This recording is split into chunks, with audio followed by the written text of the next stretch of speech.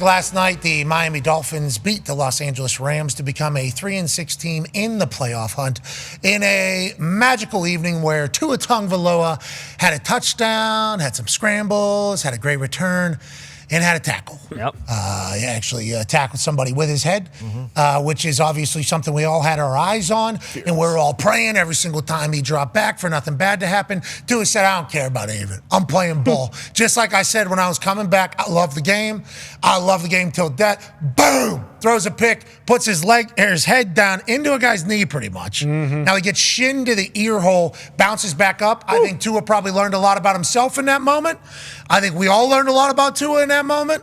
And we'd like to say, Tua, you throw a pick, get the fuck away from the play. Please. Straight tackle. You got it. Yeah, hey, you got him, Tua. You got him. Good stick. Yeah. I mean, that's a real shot to the head. Very lucky. I mean, he got his head across. That's what you're saying. I mean, great form tackle. He had his head down. We need heads-up football, obviously, if we're looking for that. But, I mean, that's a kick right to the head. If that thing's just a little bit hot, not even going to get into it. Tua, we're happy you're all right. Yep, that may be true. Congrats to the Dolphins. Darius J. Butler predicted the Dolphins were going to win last night, as did Gumpy. You guys had real faith in that team, huh? Obviously the state of Florida was on the line. Oh, yeah, 0-11. Yeah, Tua wasn't going to let us down. The boys wasn't going to let us down. Defense, obviously Tua came out hot. AQ, you talked about the first 15. Like that first drive, the Dolphins just marched right down the field, got into the end zone. Then the defensive side of the ball, Anthony Weaver on third down. I don't think they converted third down to like late in the third quarter. The Rams 3 for 12 overall in the game. Obviously, we know that's the money down.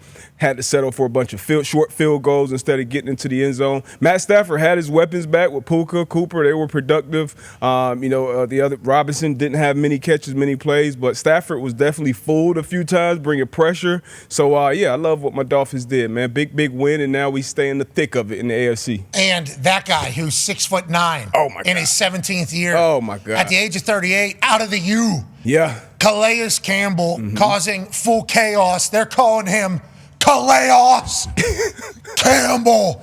This dude had a couple sacks, had a pass breakup, forced an interception. I mean, this dude was on fire. I've had a chance to obviously meet Calais Campbell in person before.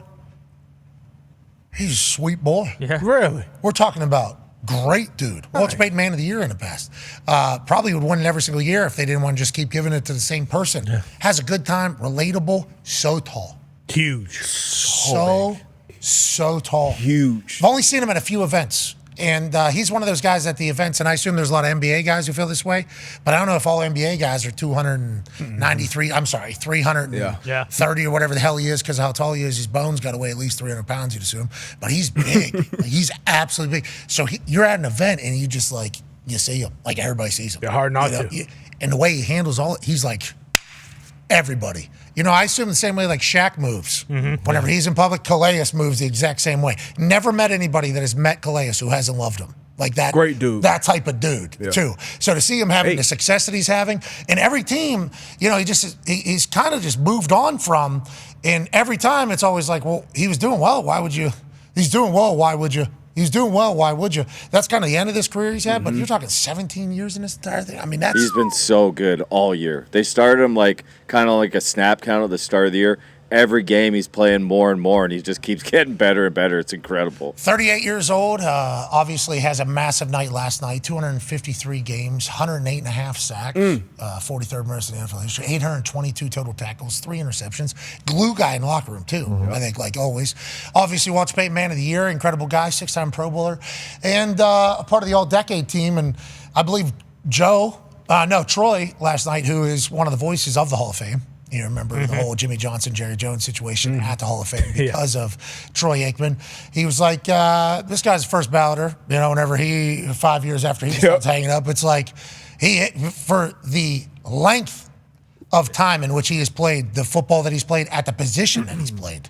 It's like that warrants conversation immediately for everybody. Creates chaos. Huge, you mentioned a huge man. Even if he's not getting to the quarterback, kind of how J.J. Watt was in his prime, he's still putting them hands up, putting them paws up. And we always love tips and overthrows as DBs. So always creating chaos for quarterbacks, always in the line of vision, and just consistent. Consistent, and stay healthy, played a ton of games. For him to amass those type of stats, who's not a typical edge rusher like a T.J. Watt or Myles Garrett or one of these guys, almost 100 under 10 sacks. I think I agree with Troy for sure. He'll be a first ballot Hall of Famer. Joining us now, live from an attic in Ohio, is a man who I assume has immense respect for Calais Halls. Being tall is on a football field when that 17-year vet is on it.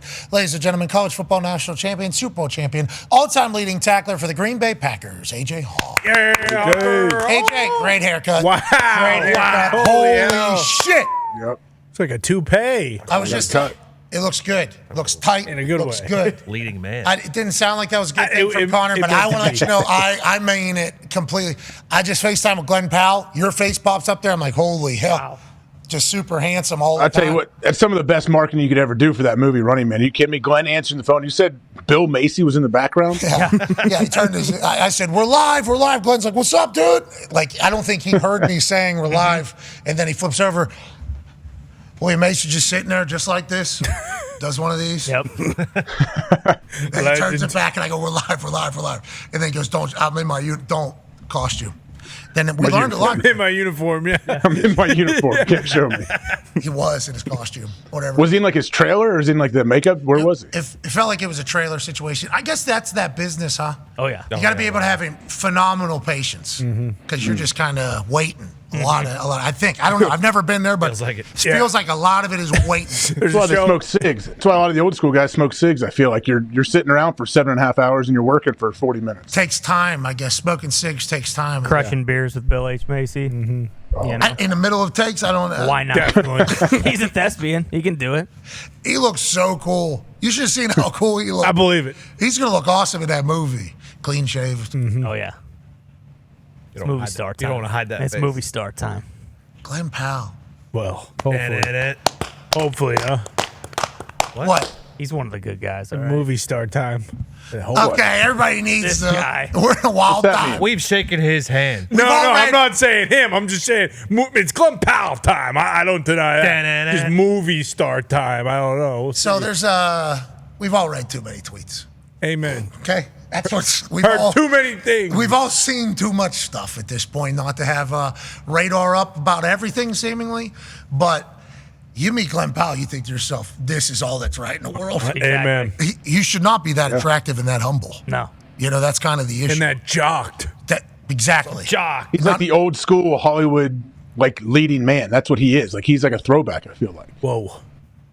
What's that? Once again. All right. What? We're happy for you, Glenn.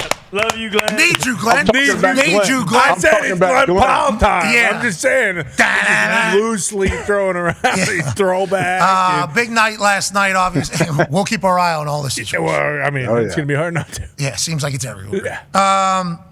It's going to be a wild time these next few months. I'd say. Seems like a lot of things are into my algorithm that we need to relax. Just think about when the Super Bowl is. That's right. That's Big game last night. Speaking of the Super Bowl, the Miami Dolphins are now 3-6, AJ, and staying afloat is the proper way to describe this. They're talking about them going on a playoff run. Now, phenomenal graphic here by D-Bone. Okay, right. The attention to detail here is very impressive. Look at the water, but the boys are still there. Okay, and then what's swimming at their feet?